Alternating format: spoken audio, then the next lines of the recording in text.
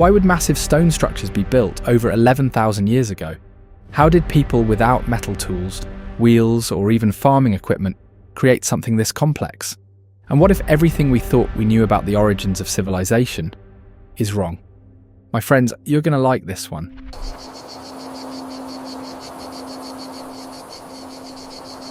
In southeastern Turkey, on a dry plateau overlooking the edge of what was once the Fertile Crescent, sits one of the most puzzling archaeological sites ever discovered.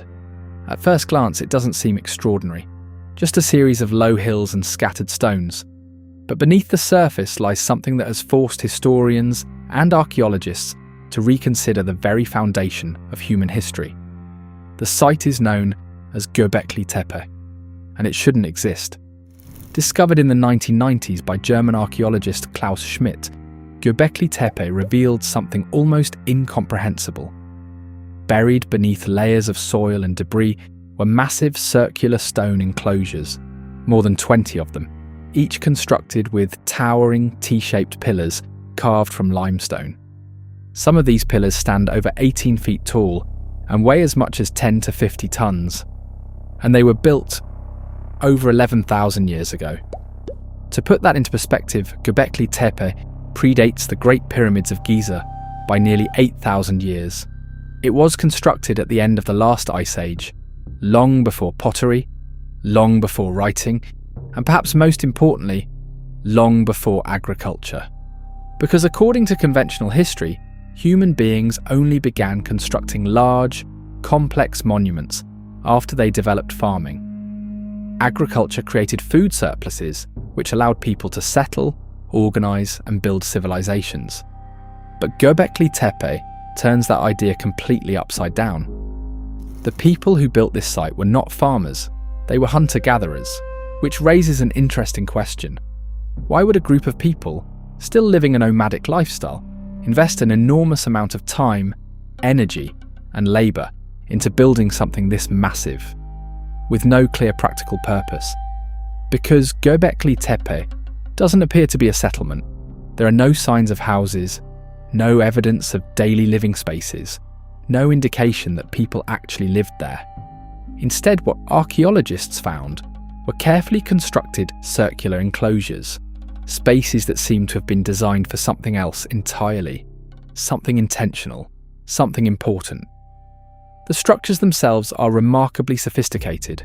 The pillars are arranged in precise geometric patterns, with some enclosures forming near-perfect circles. In at least one case, multiple structures appear to align in a way that suggests an overall architectural plan, possibly even a scaled design created before construction began. And yet, all of this was accomplished without metal tools, without wheels, and without domesticated animals. The only tools available to these builders were other stones, which makes this level of craftsmanship even more remarkable. The pillars are not just massive blocks of rock, they are intricately carved, decorated with detailed reliefs of animals: lions, scorpions, vultures, wild boars and spiders. Some of the pillars even feature carved arms, hands, and what appear to be belts or garments, suggesting they may represent human-like figures. But there's something unusual about them. They have no faces, no clear identity, just abstract, anthropomorphic forms, standing in silent circles. The meaning behind these carvings remains unknown. In fact, that may be one of the most mysterious aspects of Göbekli Tepe. We have no cultural reference point to interpret what we're seeing. Archaeologists often rely on comparisons, symbols, patterns, or traditions that carry forward across time. But Göbekli Tepe exists so far back in human history that there is nothing to compare it to. It predates religion, as we understand it. It predates written language. It even predates many of the social structures that would later define human civilization. So when researchers look at the carvings of scorpions, vultures, and strange human-like figures, they are left with an immense problem. They don't know what any of it means. One archaeologist compared it to placing someone with no knowledge of modern religion inside a fully decorated cathedral. The symbols would be there, the imagery would be clear, but the meaning would be completely lost. Göbekli Tepe presents the same challenge. We can see it, we can measure it, but we don't understand it. and that uncertainty extends to the purpose of the site itself. Some researchers have described Göbekli Tepe as the world's first temple, a place of ritual or ceremony. Others push back on that idea, arguing that the concept of organised religion may not have even existed yet. Instead, they suggest something more fundamental, that early humans may have been driven by a need to gather, to share experiences, to explore the unknown aspects of their world, what we might call the spiritual or the supernatural. There is evidence to support that idea. Studies of modern hunter-gatherer societies show that even without organised religion, people often develop systems of belief centred around animism, the idea that both living and non-living things possess a kind of spirit or force. If the builders of Göbekli Tepe shared similar beliefs, it could explain why they created such a site, not for survival, but for meaning. And yet even that explanation doesn't fully answer the question, because building Göbekli Tepe would have required an enormous amount of coordinated effort. Hundreds of people working together over long periods of time, quarrying stone, carving pillars, transporting massive blocks across uneven terrain, and assembling them with precision, all without modern tools, all without clear evidence of leadership structures or permanent settlements. Which suggests something even more surprising, that the act of building Göbekli Tepe itself may have helped create the very social structures that allowed civilizations to form, instead of agriculture leading to complex societies. Göbekli Tepe suggests that complex societies may have begun forming first, driven by shared purpose, and that agriculture came later as a result. If that's true, it would mean that human civilization didn't begin with farming. It began with something else, something we still don't fully understand. But perhaps the most puzzling aspect of Göbekli Tepe isn't how it was built, or even why, it's what happened next. Because after centuries of use, the entire site was deliberately buried, not abandoned, not destroyed, buried. Thousands of tons of dirt and debris were used to fill in the enclosures, covering the pillars and sealing the site beneath the earth. And this wasn't a gradual process. It appears to have been intentional and carefully executed, which raises another question. Why would the people who built something this monumental choose to hide it?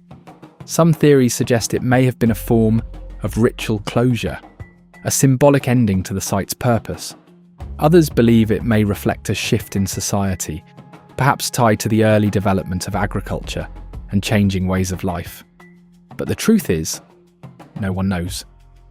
And even today, we've only uncovered a small part of the story. Archaeologists estimate that only about 5 to 10% of Göbekli Tepe has been excavated. Geophysical surveys suggest that many more structures remain buried beneath the surface, possibly dozens of additional enclosures, each with its own arrangement of pillars and carvings, which means that what we've seen so far may only be a fraction of what's actually there, a fragment of a much larger, more complex site, and a reminder of how much remains unknown. Even the archaeologist who led the early excavations, Klaus Schmidt, acknowledged the uncertainty.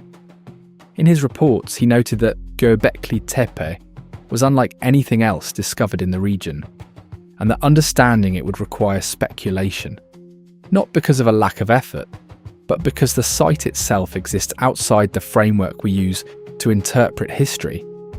And that may be what makes it so compelling. Because Göbekli Tepe doesn't just raise questions about the past, it challenges the assumptions we use to understand it. It suggests that early humans were capable of far more than we once believed, that they were not simply struggling to survive, but actively exploring ideas of meaning, identity, and existence, and that they were willing to invest enormous effort into expressing those ideas through architecture, art, and shared experience. Standing at Göbekli Tepe today, it's not difficult to imagine what it might have felt like to be there thousands of years ago, to enter a circular enclosure, surrounded by towering stone pillars, carvings of animals staring out from the walls, limited light filtering in from above, the sense of being enclosed, observed, perhaps even judged. What took place inside those structures? Was there chanting, ritual, ceremony, or simply experiences shared? or something else entirely? We may never know. But what we do know is this. Göbekli Tepe was built long before it should have been possible. It was created by people who weren't supposed to have the tools, the organisation, or the reason to build it, and then purposely hidden for thousands of years waiting to be discovered. So what else from our past might still be buried?